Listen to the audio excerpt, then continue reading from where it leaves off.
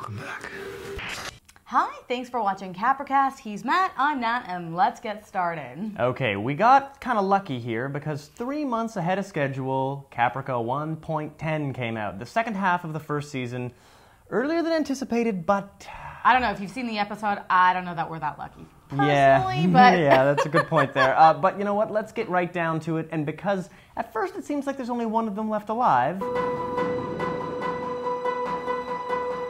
You know what? That was a great opening, seeing Daniel there, just completely at the bottom of the barrel. I mean, like, last episode of the first half of the season, you know, he lost everything, And right? nothing says my life is in the shitter quite like growing facial hair. And that, you know, it works for Baltar, it works here again for Dr. Greystone. I like it. I think he's looking that much more desperate. And, you know, very desperate. As you see that Amanda Greystone news piece, oh my God. That really, you're like, oh my God, they went for it. Everything. He's lost everything. Amanda. His wife, his company, everything. So good. And I mean, on the topic of Elizabeth's company, yeah, and we've got Vergis basically coming up with the colloquial name for the Cylon. It's Toast. Or a toaster. I don't know. I thought it was kind of funny. You clearly didn't really I like always it. like Vergis. I always like Vergis. But I thought that was weak. That's not good continuity porn at all. Oh. And that's what this should be about. Now, speaking of Taurons, let's get down to our favorite ones. So Daniel's story gets much more interesting as it combines with the Halatha and the Adamas. Oh, the point where he just is sitting in there against the Guatrao saying, I've suffered losses. My daughter, my wife. Again, you're like, oh my God, they killed Amanda. They're really, really getting the benefit of killing Amanda. Oh, and I've got to say, that meeting... Meeting the Guatrao was cool, intense. I'm not a young man. Godfather. So yeah, good. very cool. Very and I love cool. that his tattoos are creeping up his face. That just makes him that extra badass, as if the Taurons aren't scary Oh my gosh, enough. I love that part where Daniel goes, well, you lost a son. And they all are just like...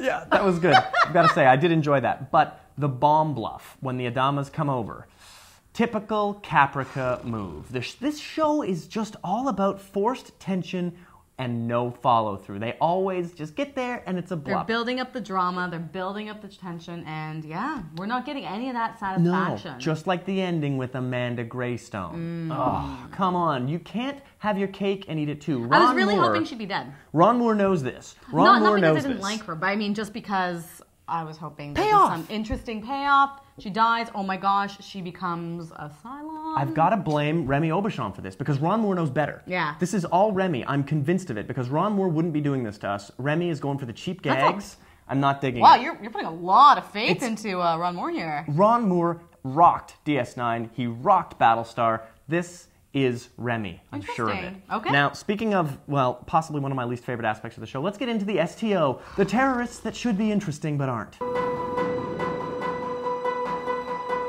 Blowing up a stadium was heavy. I really liked that. It felt like we were getting somewhere, and then it's a holoband presentation. Another lame gag. Come on. You are on a roll.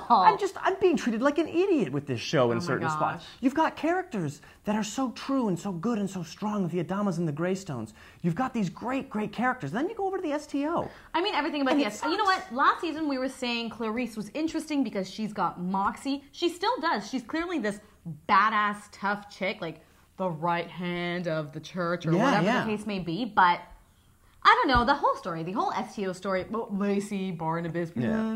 Now, the cool thing was we got to see Geminon here, and Ryan Robbins from BSG, as well as Sanctuary, made it over to Caprica as Diego. But it was kind of crappy that the low-end production value and green screen masturbation of Sanctuary followed him. Because, good lord, how about you build a set for Geminon instead of having it all green screen? It was cool to see Geminon, though. It was very cool to see Geminon, but I've got to say, the green screen is starting to hurt this show badly. I don't know. The whole pacing of the show, I was just like, Every time they went to the STO, because honestly, I love that they explained that sort of the strong right arm of the church, the idea that Obel had this training ground experience. The church and the STO were like this, and they're keeping arm's length. Although I've got to say, the worst part, and like we've always said the STO was the worst, but the worst part now is this Blessed Mother character. I mean, oh God. What is up with It might explain why they're all so boring, because this could be the worst actor in the history of the scene Galactiverse. where it was like the mother and Clarice was so painful.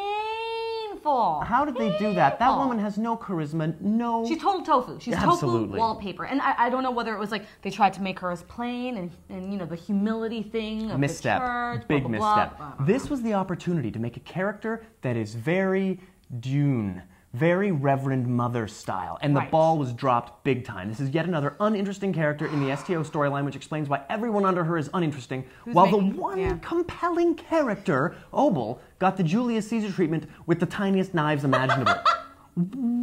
What is going on? So after waiting as long as we did for that episode that drastically disappointed us, Unvanquished, next week we've got some clips. And it's more STO, the least interesting part. Exactly, those 2 clips that they have for, on Sci-Fi. Man. It's looking intense. Bear McCreary's writing some serious music. Yeah, at least the music is good. That's good. Sounds Battlestar, which is cool. And, you know, stuff happens with Barnabas and Lacey seeming painfully indecisive. Yeah, and she's no Baltar. Again. Yeah, There's this attempt to make her this character that you can kind of love, but she's confused. She's just not Baltar, and I don't care. We're definitely getting some sort of maybe answers as to Amanda and what she's doing. She's being asked to spy on Friends. That might be interesting. I would love to have known in this episode what the hell happened with Amanda. A great reveal at the end there, Remy, but he had explained nothing. I didn't scratch my head hard enough to care. Honestly. That reveal at the end, so flat. So flat. So here's hoping... No, honestly, this... Yeah, no, it's true. This whole episode was a bit of a yawn. Yeah, this was not worth the wait. No. Eric Stoltz directed a hell of an episode when he's in it.